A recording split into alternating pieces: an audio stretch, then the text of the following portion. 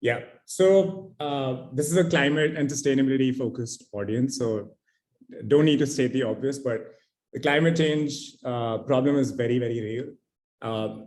At Climes, we are going after it, particularly from the carbon lens, not waste and water yet. But carbon itself is exponentially increasing in our atmosphere and our oceans. The last count, I think, is 421 or 422 parts per million of carbon in our atmosphere. And there's a direct correlation between that and rising temperatures, which then directly correlates to forest fires, heat waves, rising ocean levels, increased pest attacks, all sorts of climate disasters that a large percentage of the global population is increasingly getting subject to. And I think the rough math says that with every additional 1 degree of temperature rise, 1 billion people are going to be directly impacted from some form of climate risk. And that's just not okay. So that's why we started Climes, to try and solve this problem. If you look at the carbon budget that we have left, as defined by the IPCC, to be able to maintain a 1.5 degree cap, we only have about 400 gigatons of carbon dioxide equivalent left that we can put out into the atmosphere and our oceans. And our current rate of emissions as a planet, as a human civilization, is about 50 to 55 billion tons a year. And so that basically means we're on track to close out this budget by 2030.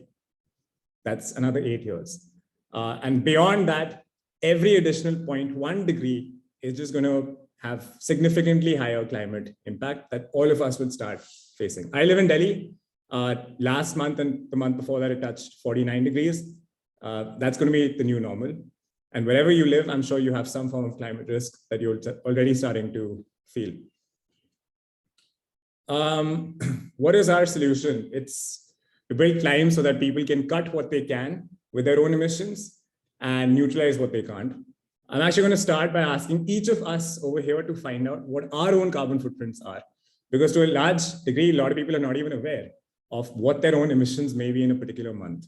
So Sharmila, if I can ask you to drop this link, footprint.climes.io, in the chat box, and we'll take like 3 minutes maybe for everyone to be able to do this in their own time, and just come back and drop your number of what your monthly emission was in the chat box.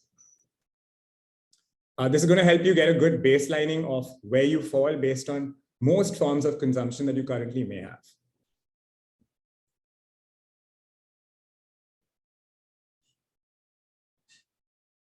Footprint.climes.io. Yeah, I've posted the link on the group. Yeah, and we'll just take 2 minutes to do this.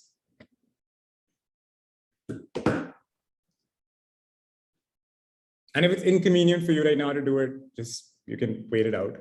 But whoever can do it, would love for you to be able to post your number in the chat box.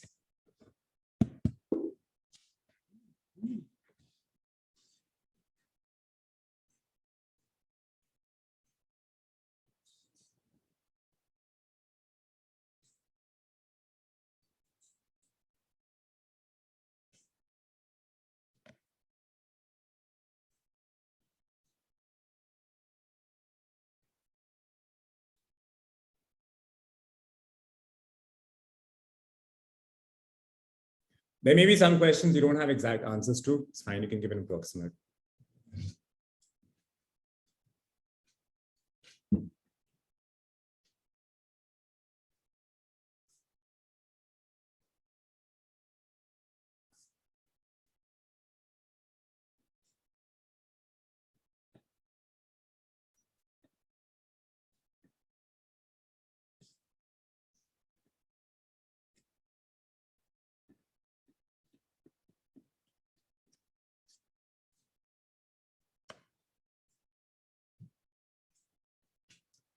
Another minute, maybe, and then we'll just dive back into it. You can keep carrying on with your calculations in the background.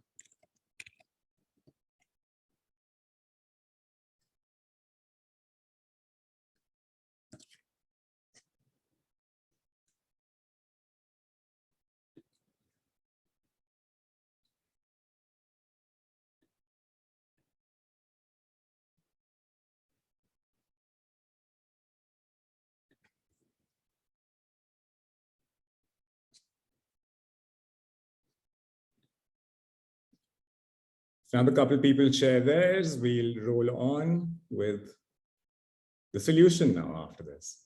All right, so Ganesh says 360 kilograms. Mine's shockingly high, 1.4 tons. Just a lot of travel, heavy meat eater. Yeah, there's a whole bunch of things I need to cut back on and neutralize what I can't. Abhimanyu Rati says 352, cost of 246.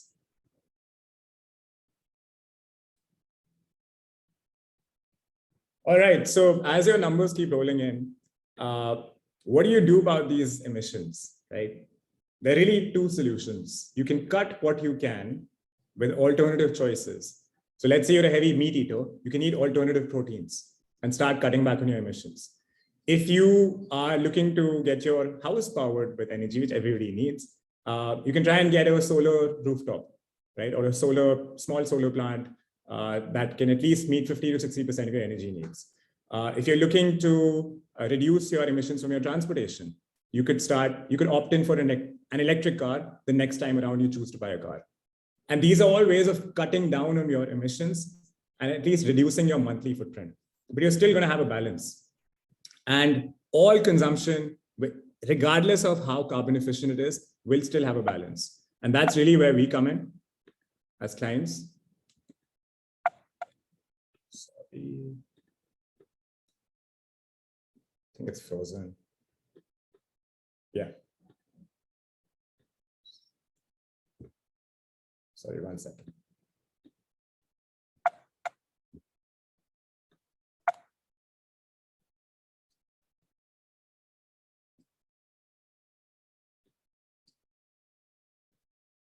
Yeah, that's really where we come in as clients.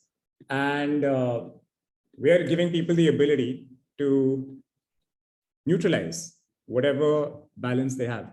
So we've created this instrument called the Climb, which is equivalent to 1 kilogram of carbon footprint that you can neutralize. Each time you buy a Climb, you're actually saying, hey, I'm now choosing to neutralize this footprint. And then I can select projects that I want to support that are actually doing carbon avoidance or removal from Climb's portfolio of projects. So your emission, which is bad for the environment, gets offset with carbon avoidance and removal credits on the supply side of our marketplace, therefore making your consumption carbon neutral. So the Climb instrument actually becomes a fractionalized carbon credit that consumers, everybody on this call, can interact with, discover at different touch points across the internet, buy, hold, and then put into different projects that they want to support and enable financing toward. What is this? Why are we doing this? Our vision is really to create a minimum viable planet. We want to cool down our planet and reverse the climate crisis. We have one North Star metric as an organization, which is the number of tons of CO2 equivalent avoided or removed monthly. So far, we have done 230 tons of carbon avoidance and removal from the time the Climb started. We'll show you what this also really means. And sorry, my screen is just stuck on this page.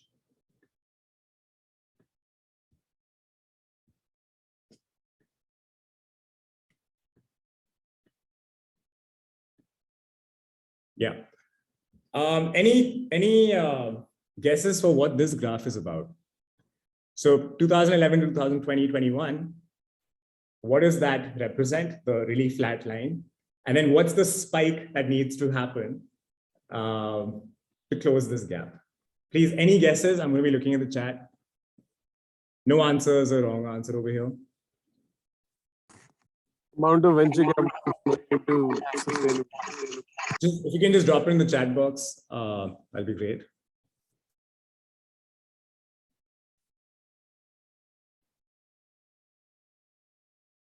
Reduction in carbon dioxide equivalent emissions, carbon reduction action goals, venture capital flowing into climate. Hopefully, starting to happen. Anyone else? Number of climbs, yes, that'll also happen. All right, so close guesses. Shit. God, Canva's horrible for presentations. Should not have chosen this software. It's the climate finance gap. So we actually need about $6 trillion worth of capital to start flowing toward climate finance if we really want to have a shot at our future every single year. And what this means is money unlocked from institutions, governments, and people like you and me that needs to flow toward climate solutions, which also includes waste, water, carbon avoidance removal, all across the board, right? These are the solutions our SusMafia also represents. $6 trillion is a lot of money. Where is the money really going to come from? We can't wait around for governments to say, okay, we're going to do a net zero target by 2070 and then make commitments accordingly and move money. We can't wait for companies to make 2030 carbon neutral targets and say, okay, we're going to move money accordingly. We need money to move now, right? That's why Climes has chosen to break the status quo and say, we can't wait. We're going to go where people are, because people care a lot more than institutions and governments really do. And how do we get people to help bridge this gap and move money from where it is to where it needs to be? And that's really the fundamental reason why Climes was born. And that's the problem we're trying to solve. $6 trillion of climate finance has to flow. What will it flow? What engine will it flow through? We are building the piping to make the flow of this finance super easy, super frictionless, super seamless, from where consumers are to where projects are. And we've created a peer-to-project developer financing engine that enables the flow of capital super transparently, super frictionlessly, very few friction points. And we're moving climate finance 10x faster today than anything else out there. And we're going to show you how to. So institutions, governments, no, we can partner with them when they choose to actually move on climate, but individuals are our true heroes. And that's why we are enabling individual climate action journeys. This audience definitely is a very climate positive audience, but if you can drop at least one climate positive habit that you have in the chat box, it could be composting, it could be a solar rooftop, it could be recycling your e-waste, it could be cycling to work. Just one climate positive habit that you have, please drop it in the chat box. Hari says not having children. That is the most climate positive choice for sure. Antinatalism, working from home, composting, cycling, solar and cycling, veganism, not ordering food online, good one. Recycling, buying secondhand. Love it. Okay, so this audience already knows what climate solutions are out there, obviously, because we are the entrepreneurs building them for the market. So these are the same solutions that also need to unlock new sources of capital. And that's one of the biggest learnings we've had at SusMafia over the last 2 years too. So many great climate solutions available, so many fantastic entrepreneurs building out these solutions. Big problem, finance is not moving fast enough. And with Climes, we're going to unlock that capital to come to you. Starting with carbon avoidance and removal, but then we'll add second and third layers onto it later too. And that money will reach you because these solutions need to scale. So we start with climate positive choices in our own lives, and then we also go into climate positive solutions that we can take to others. And money is going to help scale that. So I think today the main problem is people feel that there's a value action gap in making sustainability a default choice for themselves. And a lot of people have this misconception that it's more costly, information that's given to them can be confusing, it's not conveyed right. A lot of people feel like they're being sold to, not that they actually want to buy. They feel like ye kisi ne bech diya and bhag gaye hain. But they didn't understand the need for it in the first place, right? And that we need to do a better job as entrepreneurs to convey the value proposition of our climate positive or sustainable solution to individual users. A lot of people are not necessarily comfortable with it because they don't know who else out there is also adopting this solution. And I mean, a lot of us live in cities. We're kind of disconnected from nature. So we stop seeing the impact on the environment to a large extent because we are so disconnected. That's why it's so important to revisit some form of nature wherever you live, just to kind of keep your ear to the ground and, feel like you have a part to play in preserving our environment. We're convinced that the biggest exponential opportunities always happen wherever there's a requirement that could feed something that's better for you and something that's better for the world. And that's kind of where Climes borders to. It's better for us to be climate positive. It's also better for the world if we can enable finance to move. So what is our solution exactly? It's a API to begin with. It's a B2B2C API with which we can integrate Climes at any consumer brand's checkout.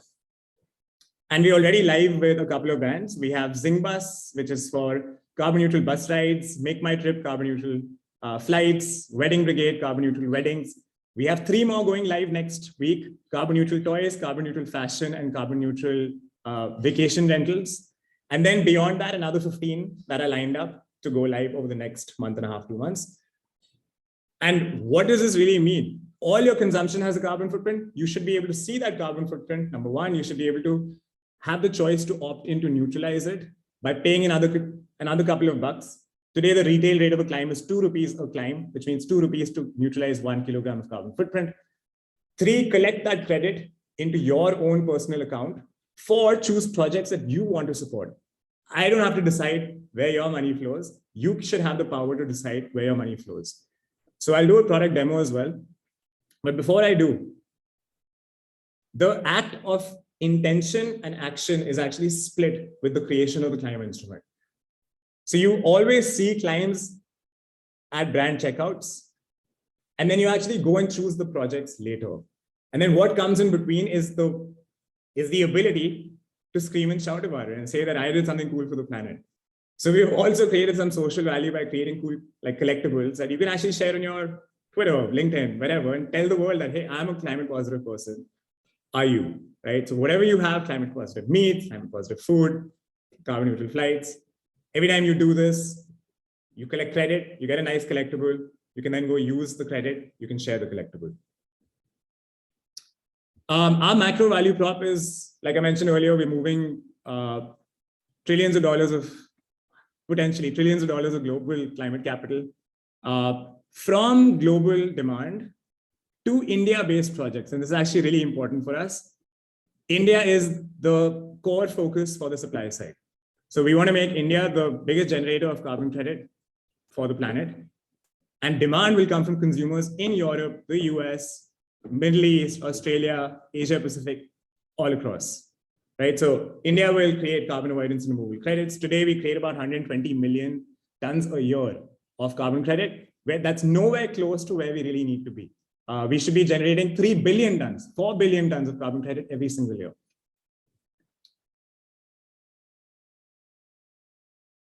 We're already kind of sailing towards a greener future. I showed you the climate finance gap earlier. These are some of the brands that we have on board: Zingbus, Make My Trip, Wedding Brigade, and 3 more going live next week.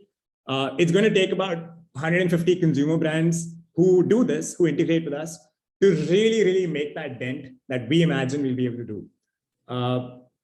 I will show you a product demo after a couple more slides.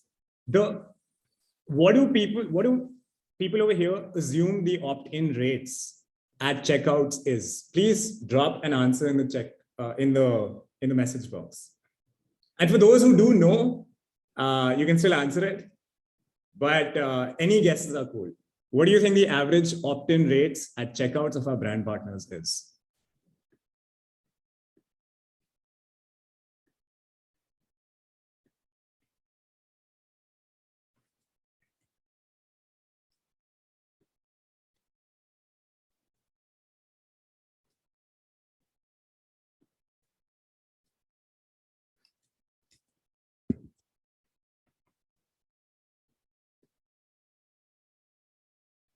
Okay, Sharmila, I'm not being able to see the chat box. If you can just read them out. Somewhere. Yes, we have 0.1%, 70%, 30%, 90%, 75%.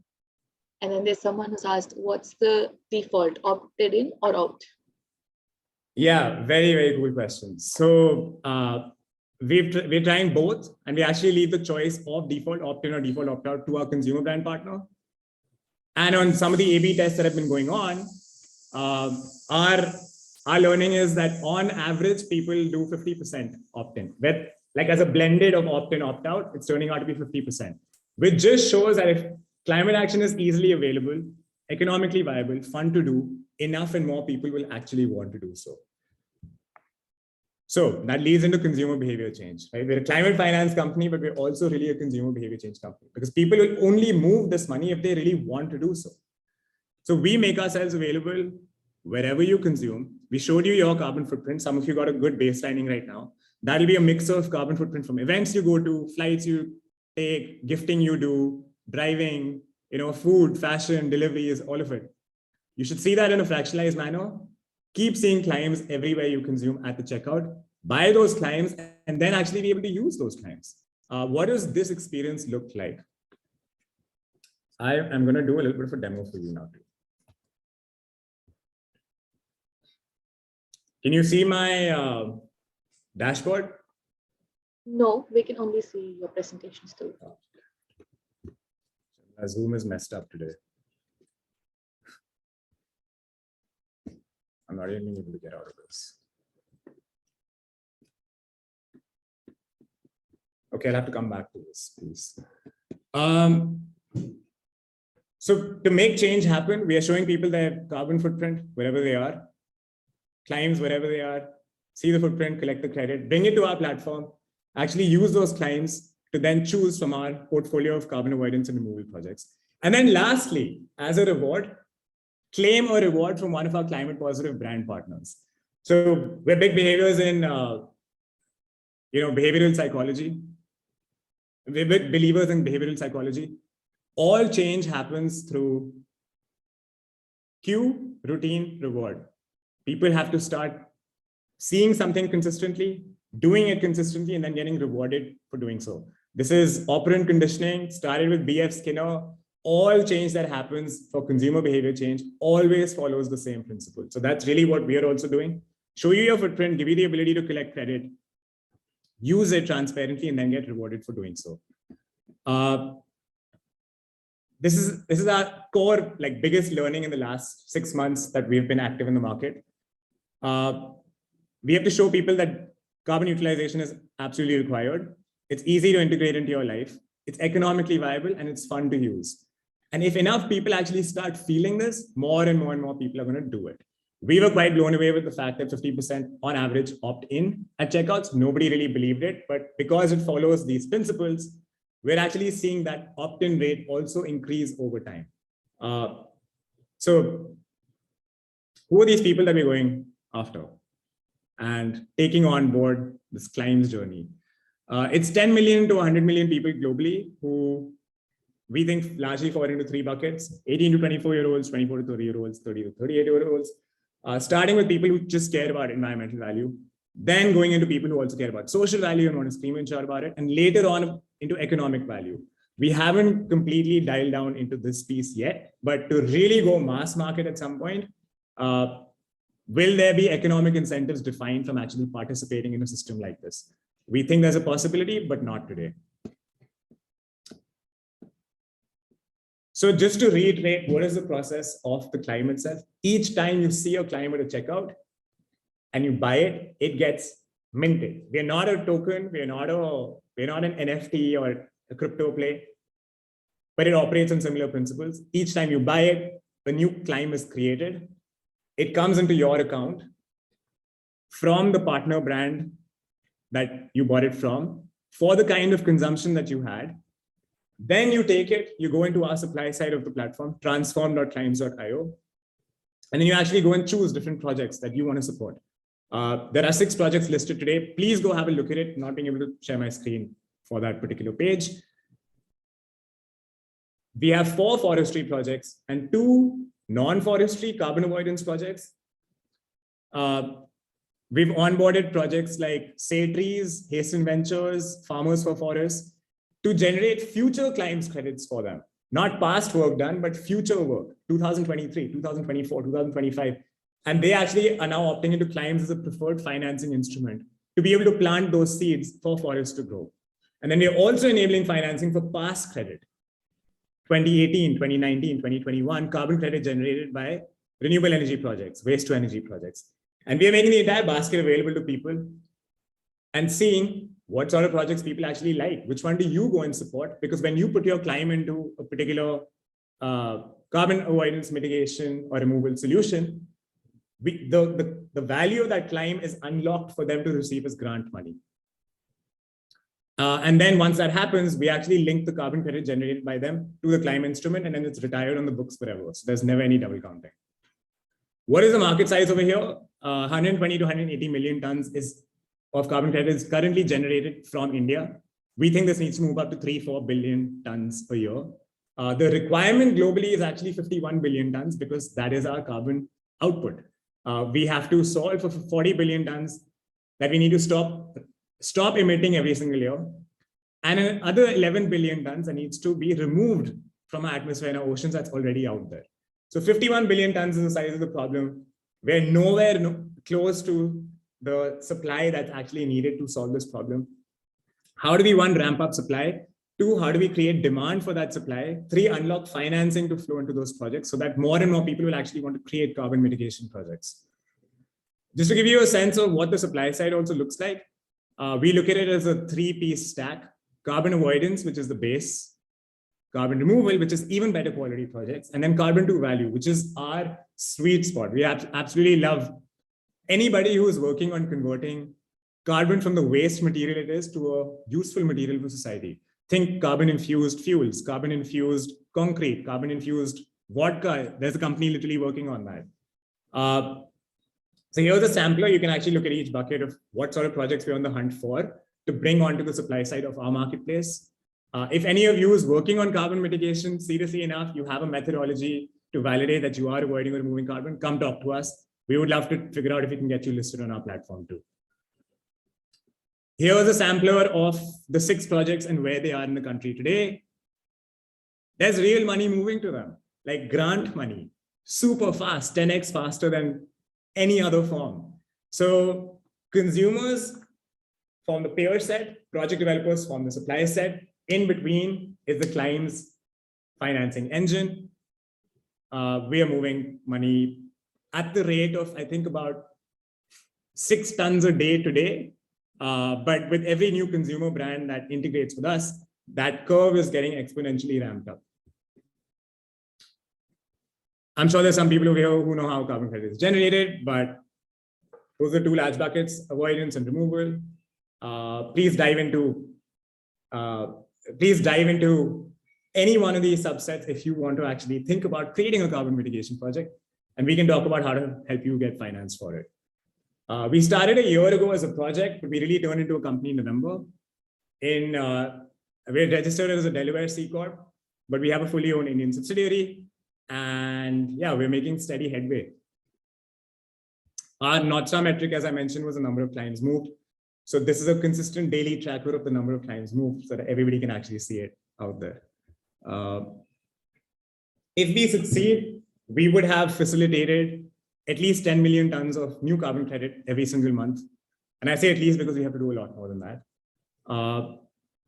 Socially, we would have had a pretty big impact on Indian GDP. And the reason for that is the social cost of carbon, which is with each new additional carbon ton emitted, which countries face the most climate risk. India is actually at the top of that list. At the top of that list. So the social cost of carbon in India is $86 a ton, which means by avoiding or removing 1 ton, we can save India's GDP by $86 a ton. And you can run the math on that how many tons can be financed, how many can be avoided or removed, and then what's the net impact on India's GDP. And economically, we want to create at least $1.5 billion, $2 billion of fresh capital value a year to flow towards these solutions and support at least 1,000 supply side businesses with 150 consumer brand partners on the demand side.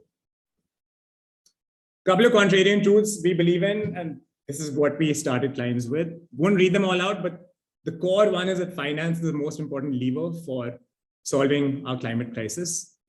There's going to be a continuous rise in the price of carbon asset quality just because it's such an important way of like moving finance to where it needs to be.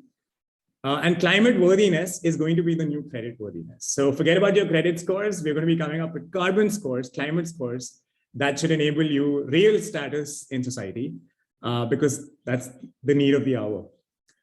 We also have an enterprise product that we're now developing. So while we're mostly a consumer play, B2B2C, and we're seeing really great traction with it. 27,000 people so far have bought at least 1 client from one of our brand partners, and we're ramping that up.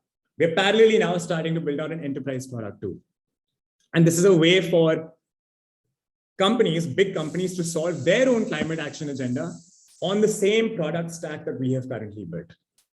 If anybody is interested in talking further about this, please do let me know. This is in prototype right now. We are talking to a couple of companies to do a pilot with them. And the first company to sign up, we're actually going to build it with them. It'll take us a week and a half to get the entire product rolled out. And we're very actively recruiting. We have 14 people today, distributed in 9 cities, operate fully remotely. We're hiring for carbon accountants, people in growth, marketing, engineering, design. We're a very creative bunch overall. We're backed by some of the most awesome investors on the planet. We have Sequoia, Kalari, Rainmatter, Avana, Stanford Angels, and here are some of the folks who are also our angels. Arjun on the call is also an angel.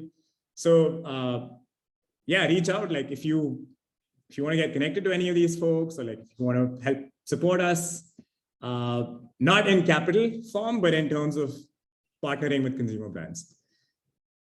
And we hope to fuel a circular carbon economy through the next 7-8 years.